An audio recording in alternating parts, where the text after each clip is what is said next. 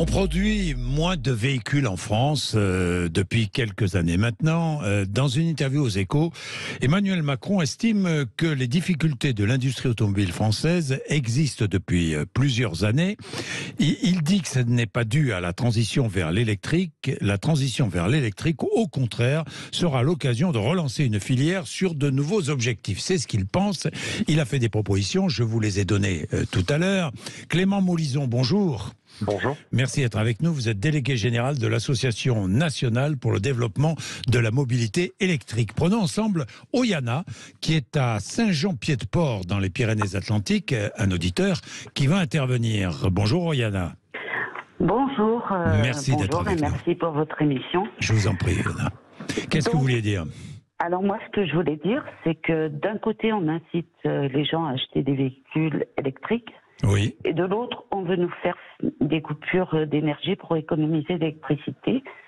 C'est un non-sens, d'autant plus que le Conseil constitutionnel a rejeté un projet de loi qui vise à autoriser l'huile de friture dans le carburant, qui est pourtant légal dans de nombreux pays européens et qui servirait à faire des économies.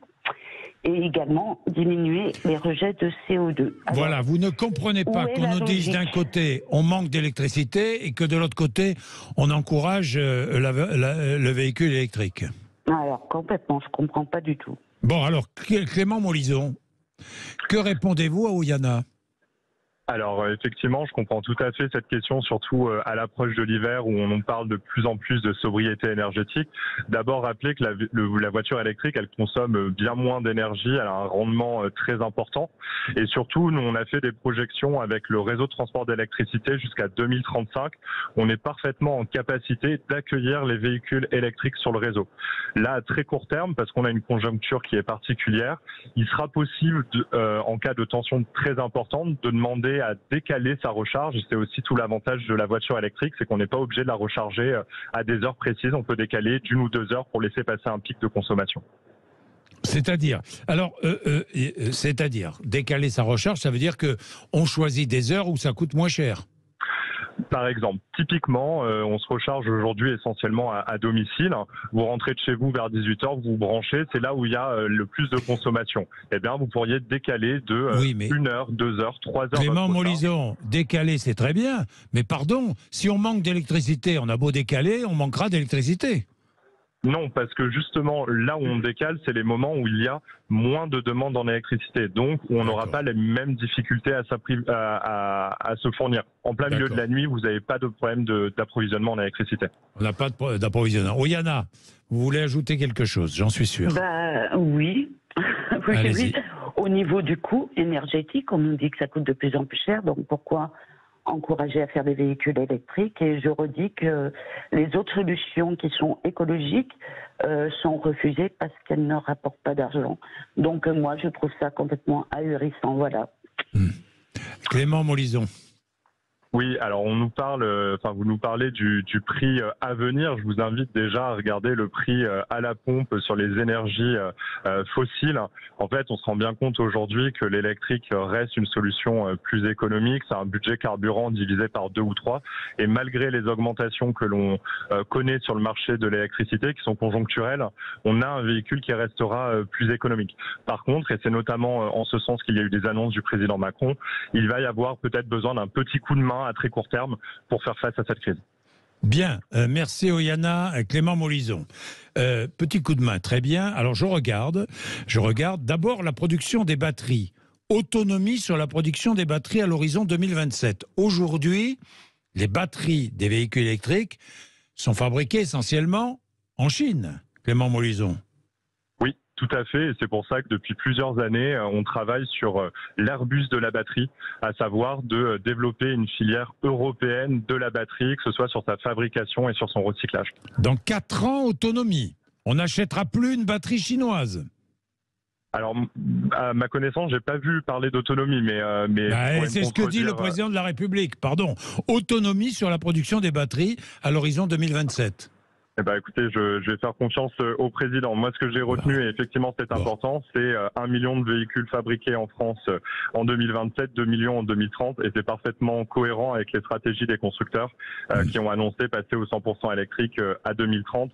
du moins pour les deux constructeurs français et pour une bonne partie des constructeurs européens également. Bon, les bornes publiques. Promesse maintenue des 100 000 bornes publiques à la fin du premier semestre 2023, c'est-à-dire avant l'été.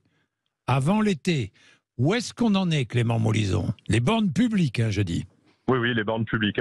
À ce stade, on en est à 71 630 bornes de recharge publiques, pour être très précis. Donc, on a dépassé le cap des 70 000. Donc, on est bientôt aux 3/4 de l'objectif. Et si on maintient le rythme actuel de déploiement, effectivement, courant du prochain semestre, donc 2023, on devrait atteindre ces 100 000 points de recharge. Bon, c'est encore largement insuffisant. On est bien d'accord, hein? Alors, il y a les bornes publiques et il y a les bornes privées, à la maison ou dans son immeuble. Que dit la loi? Est-ce que la loi évolue? Alors, il y a plein de choses que dit la loi. Déjà, effectivement, on est à peu près, on a dépassé le million de points de recharge dans le privé, à domicile et au travail. Au travail, notamment dans les bâtiments non résidentiels, il y a des équipements qui vont être obligatoires à partir de 2025. Et un sujet qui est important à domicile, surtout la copropriété. Et là, vous avez un droit à la prise qui est mieux encadré avec des délais qui ont été fixés. Et également, ce qui est encouragé de plus en plus sont les infrastructures collectives, c'est-à-dire qu'on ne déploie pas juste une borne, mais on prévoit déjà l'équipement de tout ou partie du parking. Mais vous savez que c'est très difficile dans certains parkings d'installer des bornes électriques. D'abord parce que certains n'en veulent pas. Et dans une copropriété, il y a des discussions sans fin sur l'installation des bornes électriques, Clément Molison. Bien sûr. On ne peut pas obliger un propriétaire ou même un locataire qui se met d'accord avec son propriétaire ne peut pas obliger le reste de la copropriété à accepter l'installation d'une borne. C'est pas tout à fait ça. Alors, déjà, il faut rappeler que effectivement, la copropriété, c'est le plus petit échelon de la démocratie. Donc oui, il y a des discussions, oui, il faut échanger avec ses voisins. Si vous installez une borne uniquement pour vous-même à vos frais, donc c'est un droit à la prise, et là, vos voisins n'ont pas le droit de décider à votre place. Donc il y a un passage en AG qui fait l'objet uniquement d'une information, il n'y a pas de vote. Votre syndic peut s'y opposer pour des motifs sérieux et légitimes, et pour ça, il doit passer devant un tribunal. Il peut pas simplement vous dire non, j'ai pas envie pour X ou Y raison. Il doit avoir un juge qui appuie ça. Par contre, si vous allez sur une infrastructure collective, vous équipez tout, là effectivement, il faut l'avis de la majorité des copropriétaires, c'est évident.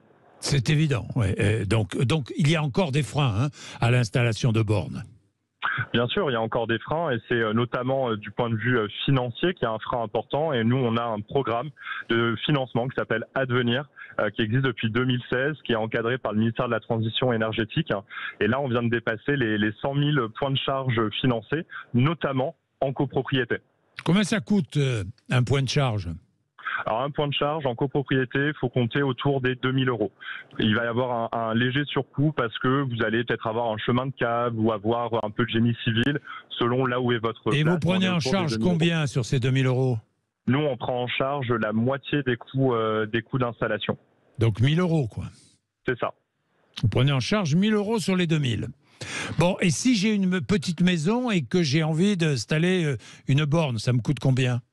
Là, c'est moins cher. On est plutôt autour des 1 000, 1 500 € si on est sur une borne avec l'installation. Là, nous, Advenir n'intervient pas, mais vous avez un crédit d'impôt qui peut aller jusqu'à 300 €. Jusqu'à 300 € sur 1 500 ? C'est ça. C'est ça. Donc, bon, c'est pas donné, l'installation d'une borne électrique. Clément Molison, on est bien d'accord. Enfin, il faut rouler quand même pour rentabiliser. Mais dites-moi, le président de la République annonce un bouclier tarifaire étendu aux bornes électriques en janvier 2023. C'est-à-dire ? Alors, nous-mêmes, nous sommes encore en attente des contours de ce dispositif pour savoir exactement quels seront les acteurs qui seront impliqués. Nous, ce qu'on peut dire aujourd'hui, et c'est des éléments dont on a pu échanger avec le gouvernement, c'est qu'on a des situations assez inégales. Si vous êtes dans une maison individuelle, vous avez le bouclier tarifaire aujourd'hui, donc vous êtes protégé. Vous ne l'êtes pas forcément si vous êtes en copropriété et que vous faites appel à un opérateur. De même, dans la recherche publique, il y a des réseaux qui ont sécurisé leur prix pendant encore quelques mois, voire quelques années, et d'autres qui font de suite l'objet d'augmentation. Et donc, on a des prix qui vont peut-être augmenter de 20 à 50% sur certains réseaux. Donc, si je recharge mon véhicule, je suis parfois protégé, parfois pas. Sur le prix, je parle sur le prix de l'électricité. Effectivement, et donc c'est pour ça qu'on attend de savoir exactement qui sera bien protégé par ce bouclier tarifaire pour s'assurer qu'on ait une situation d'équité la plus grande possible. Ben évidemment, évidemment. Merci beaucoup. Merci à vous. Je vous en prie. Clément Montlison, merci. Vous êtes déjà sur le salon de l'auto, mondial de l'auto déjà. Peut-être est-ce que nous nous croiserons mercredi. Nous parlerons beaucoup de l'électrique, mais aussi de l'hydrogène, des nouvelles solutions, des véhicules qui ne consommeront plus dans l'avenir, ou déjà ne consomment plus d'énergie fossile. Nous en parlerons évidemment mercredi. Vous interviendrez l'automobile qui sera à Rennes. Évidemment cette semaine sur Sud Radio. Mercredi, je le rappelle, nous serons en direct du Mondial de l'Auto avec le ministre des Transports, mais je parlerai aussi avion, train, les trains, tiens, les prix. Les prix, intéressant, non? Ce qui se passe en Allemagne. Je crois qu'en Allemagne, on réfléchit à un billet annuel de train à 49 €. Enfin, je vais en parler. Je vais en parler à Clément Beaune mercredi. Merci d'être avec nous. Il est 12h25, presque 26 même. C'est l'heure de passer le témoin à notre ami Berkoff.